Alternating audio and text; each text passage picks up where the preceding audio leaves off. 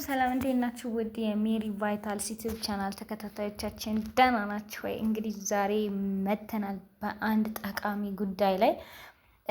ሲስተር ማረማዊት ነኝ። ይሄን ዩቲዩብ ቻናል ላይክ፣ ሰብስክራይብ በማድረግ አባል ሁኑ እንላለን። ወደ ጉዳዩ እንገባለን። ዛሬ የምናወራው ስለ ቸኮሌት ነው። ቸኮሌት መብላት ለጤናችን ይጠቅማል ወይስ ይጎዳል? ብዙዎቻችን ቸኮሌት እንወዳለን። ነገር ግን የትኛው አይነት ቸኮሌት ነው ለጤና የሚመከረው ሚለውን ደግሞ አናቅም። ዛሬ ስለ ቸኮሌት አስገራሚ ጥቅሞችና ጥንቃቄ ሊደረግባቸው ስለሚገቡ ነገሮች የምንወያይ ይሆናል ማለት ነው። አብራችሁን ቆዩ።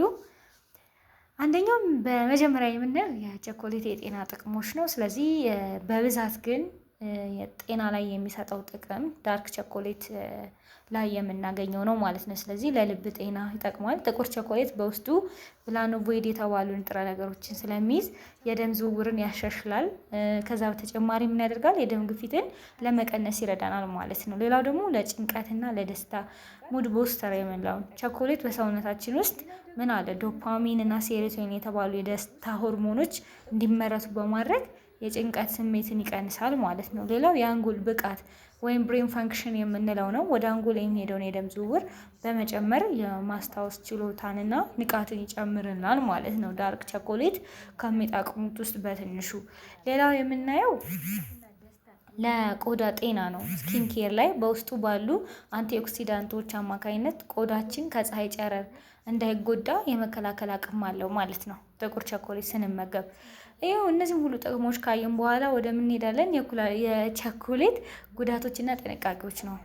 እንደሚጠቅም ሁሉ በዛው ልክ ጉዳት ስላለው ማለት ነው። ስለዚህ ከፍተኛ የስኳርና የስብ መጠን ያላቸው ላይክ ሃይ ሹገር ወይም ፋት በተለይም ወተት የበዛባቸው ሚልክ ቸኮሌቶች አሉ እና እነዚህ ነጭ ቸኮሌቶች ከፍተኛ ስኳር ስለሚይዙ ክብደትን ለመጨመርና ለስኳር በሽታ ተጋላጭነት መንስኤ ሊሆኑ ይችላሉ ማለት ነው። ስለዚህ እንደዚህ አይነት ሚልክ የበዛባቸውን ቸኮሌቶች መመገብ ብንቀንስ ማለት ነው። ሌላው ለጥርስ ጤናም እንደዚሁ ጉዳት ያመጣል።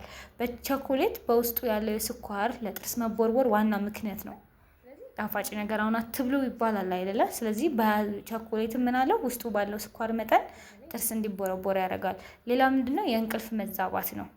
ካፌን አለው ማለት ነው። በውስጡ ካፌን የተባለ ንጥረ ነገር ስላለው ስለሚይዝ በተለይ ማታ ማታ በብዛት መውሰድ እንቅልፍ ሊነሳን ይችላል ማለት ነው። ሌላው በተጨማሪ ራስ ምታት ነው። ብዙ ጊዜም ቸኮሌት ብሉ ይላሉ ሰው ባለማወቅ ማለት። ስለዚህ ራስ ምታት ወይም በጣም ማይግሪን ያለበት ሰው ምን ሊያደርግ ይችላል? ሊቀሰቅስ ይችላል ማለት ነው ለአንዳንዶቹ። ስለዚህ እነዚህ ከጥቂቶቹ በትንሹ ቸኮሌት ሊጎዱን የሚችሉ ናቸው።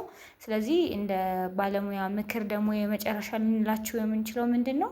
ቸኮሌት ስንመርጥ ቢያንስ 70% እና ከዛ በላይ ካካዋ ያለውን ኮካ ያለውን ጥቁር ቸኮሌት መምረጥ ለጤናችን ተመራጭ ነው ማለት ነው። ነገር ግን ማንኛውም ነገር በልክ መጠቀም ለጤናችን ቁልፍ መሆኑን መዘንጋት የለብንም። ስለዚህ እነዚህን ካልኳችሁ ቀጣይ ደግሞ በሌላ እንገናኛለን። ከዚህ በተጨማሪ ግን ልል የምፈልገው ስለ ጥቁር ቸኮሌት ከሌሎቹ በምን ይለያል?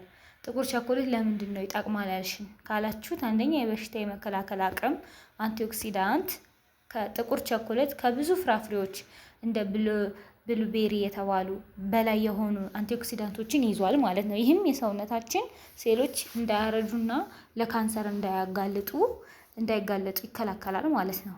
የጥቁር ቸኮሌት ከሌሎቹ የሚለየው ሌላው ለደም ስኳር ቁጥጥር ነው ወይም ኢንሱሊን ሴንሲቲቪቲ የምንለው።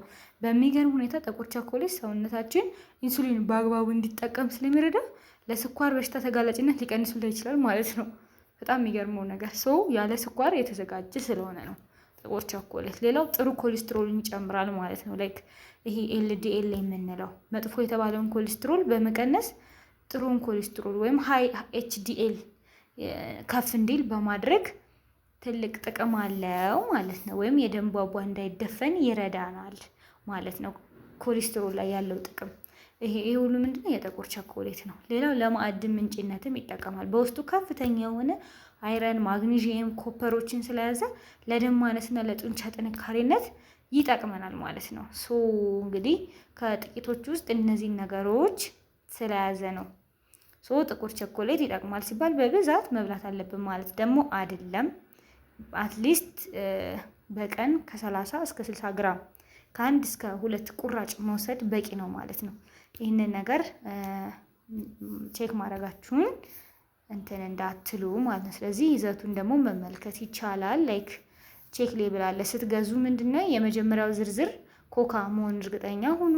ስኳር የመጀመሪያው ዝርዝር ላይ ካለ ያ ቸኮሌት ለጤና ተስማሚ አይደለም። ስለዚህ እሱን አለመግዛት ነው። በተጨማሪም ደግሞ ከወተት ጋር አትውሰዱ። ጥቁር ቸኮሌት ከወተት ጋር በመውሰድ በውስጡ ያሉትን ጠቃሚ ነገሮች ምን እንዳያደርግ ያደርጋል? ሰውነታችን እንዳይመርጥ ያደርገዋል ማለት ነው። ስለዚህ እነዚህ ነገሮች ማስተካከል አለባችሁ ማለት ነው። ስላዳመጣችሁኝ አመሰግናለሁ። ቀጣይ ደግሞ በሌላ ጠቃሚ በሆነ መንገድ እንመጣለን። ይህን ቻናል ሰብስክራይብ፣ ላይክ፣ ሼር ማድረግ እንዳረሱ። ሰላም ቆዩ።